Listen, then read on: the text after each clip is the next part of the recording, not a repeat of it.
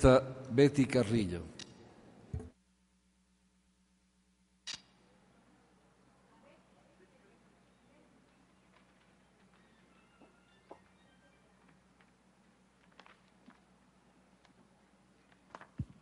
Gracias, señor presidente, compañeros asambleístas. Siempre es importante cuando nosotros analizamos un proyecto de ley saber el por qué estamos, como en este caso, generando un nuevo Código Integral Penal y cuáles han sido las debilidades y las deficiencias de la actual normativa, que, por supuesto, no están acorde a las necesidades actuales de nuestro país. Los puntos críticos, sin duda alguna, de la actual normativa, entre otras, es el que nosotros debemos adecuar el marco normativo al proceso de constitucionalización del derecho penal y a la reforma de la función judicial para lograr una mejor administración de justicia. La necesidad de una normativa única para las sanciones que impliquen privación de la libertad para evitar la inseguridad jurídica, la duplicación de sanciones y de penas y la innecesaria e inconveniente expansión de tipos penales que no están acorde en este momento. La necesidad de normas jurídicas rectoras claras que faciliten la labor del juzgador y garanticen el derecho a la justicia. La falta de actualización de los esquemas del delito que permita responder a la problemática del derecho penal contemporáneo en un marco respetuoso de los derechos humanos y de la Constitución. Por lo tanto, considero que esta nueva normativa penal sí tiene aspectos destacables, que precisamente tienen relación con las debilidades del actual Código Penal. Y esto es la búsqueda de la integración normativa en donde se ha excluido, como lo manifestaba brillantemente el adolescente que habló aquí en la Asamblea Nacional, con la excepción del Código de la Niñez y Adolescencia, manteniendo, por supuesto, lo que significa la materia especializada. La armonización con el contexto internacional de protección de derechos, como por ejemplo la tipificación del genocidio y de la tortura. La constitucionalización de los delitos penales. La responsabilidad que ahora tenemos los funcionarios estatales, sobre todo los agentes de la fuerza pública. Tipificaciones importantes que se han dado como el femicidio, el crimen organizado y el tráfico de influencias. La regulación de la mala práctica profesional, el respeto a la voluntad popular e integración de las disposiciones a la consulta popular. Pero como en esta asamblea estamos construyendo el Código Integral Penal, también debo referirme a cuáles son las normativas que deberíamos incorporar, mejorar e incluso suprimir de este proyecto de ley. Teniendo a la Constitución como eje central de este Código Integral Penal, una Constitución garantista de derechos, se debería tener una mayor coherencia con relación a los principios que están dentro de esta normativa penal. Principios como el tema de la proporcionalidad, que de manera excelente lo hacía Fernando Bustamante, lo cual quiere decir que las sanciones penales deben guardar relación con el daño que se hayan producido y en tal virtud hacer la diferenciación de las conductas que merecen esa sanción. El irrespeto a este importante principio se hace evidente en los artículos 97 al 100, el 235, el 326, numeral 2, o en general en las disposiciones que se otorga una sanción equivalente para conductas que difieren significativamente en cuanto a su gravedad, como el homicidio o el asesinato, para poner un ejemplo.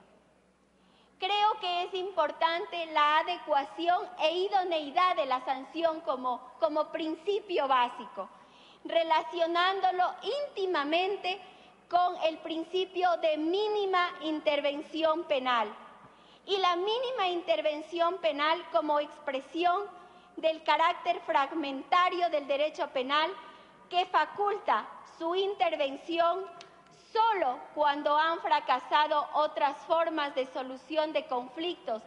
Este es un principio fundamental dentro del Estado social de derecho en el que la intervención del poder punitivo siempre es de última ratio.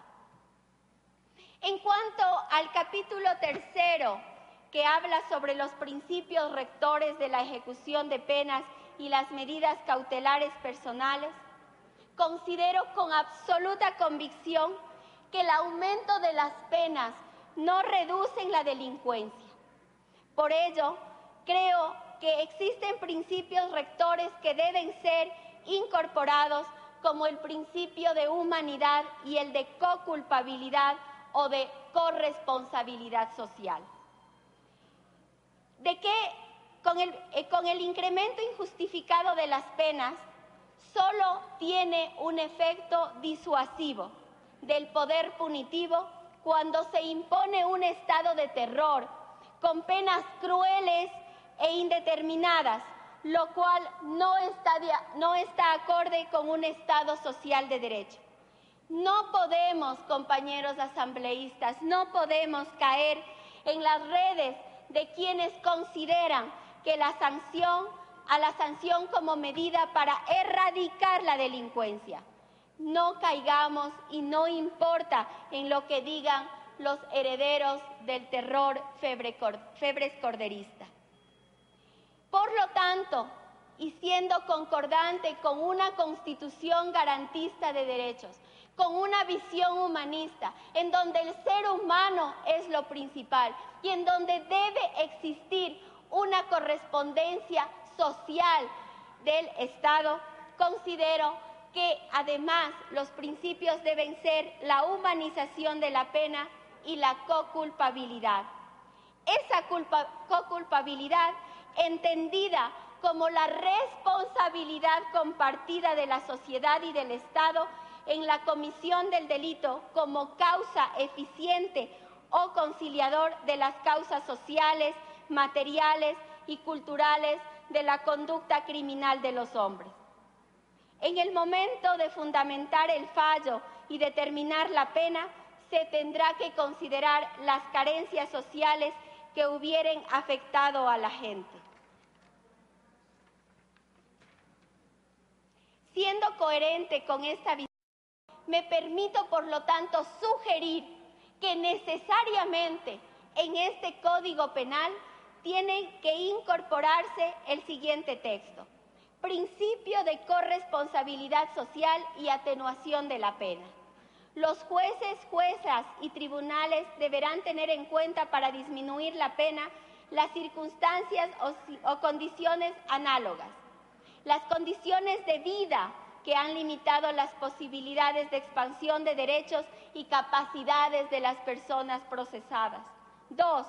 Las circunstancias del medio en el que ocurrió el hecho atribuible al contexto social o a la inacción del Estado cuando debía hacerlo. 3. La colaboración o participación de las víctimas en la administración de justicia. 4.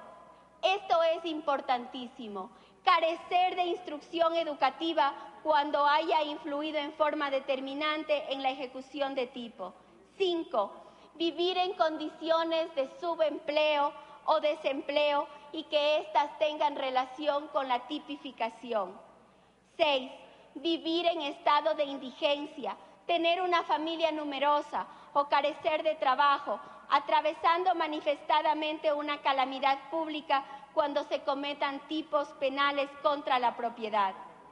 7. Actuar por influencias apremiantes basadas en circunstancias familiares o personales.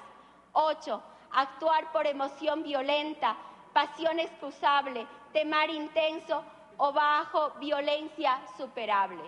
Estas son realidades que quienes hemos estado en la práctica las hemos vivido.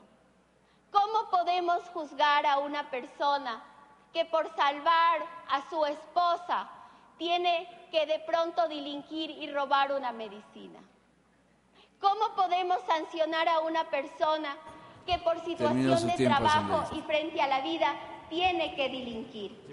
Este tipo de cosas sociales en donde el ser humano es lo primordial tiene que tomarse en cuenta.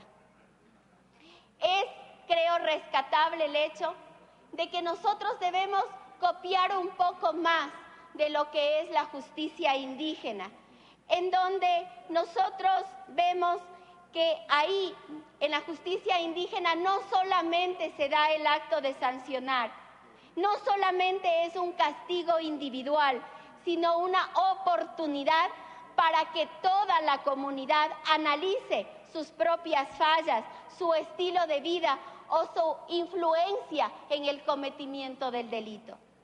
Este principio además representa una concepción de vida que los seres humanos han nacido para ayudarse unos a otros y procurar la felicidad propia de los demás. Finalmente, quiero referirme a lo dispuesto en el artículo 142 que habla sobre el aborto no punible, es decir, aquel que se hace por motivos de salud, por resguardar la vida o por violencia. Por supuesto que estoy de acuerdo con aquello, porque soy mujer y porque creo que yo como mujer debo tomar decisiones con respecto a mi cuerpo. Y posiblemente los varones no lo puedan entender. Pero tan difícil como el ser violada, esa situación que se da en nuestra vida, pues esa situación sí debe ser analizada profundamente y por supuesto que como mujer lucharemos para que esta tipificación no se quite del Código Penal, por los derechos de las víctimas de violación y por los derechos que tenemos todos los seres humanos a decidir sobre nuestro cuerpo. Muchas gracias.